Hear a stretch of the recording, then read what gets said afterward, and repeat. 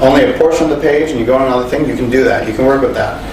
It's okay, but it's really not what we want.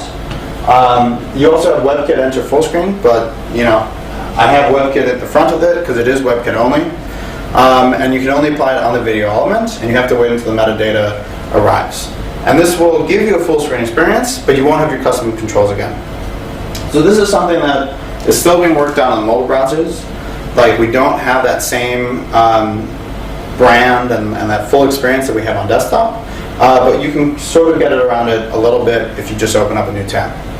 So it depends on what your use case is. If you feel like that's a good use of your development power to just open up a new tab, we recommend that you do that.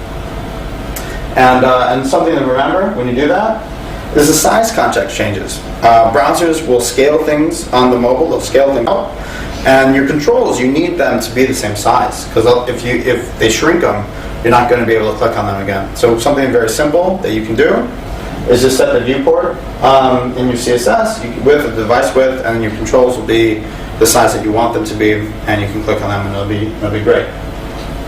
So autoplay. Autoplay is a really interesting one. It's sort of the most tricky one in the mobile space, because you imagine I do something like that, it's just going to work, it's going to autoplay, right? So when I do it on iOS, it looks like this.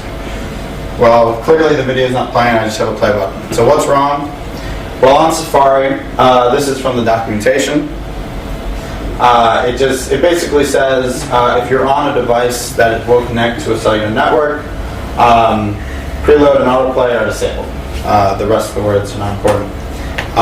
So we don't have autoplay on these things, which kind of sucks. So how do we get around this? Certainly. Oh, sorry. What does everybody else do? I did just show Safari.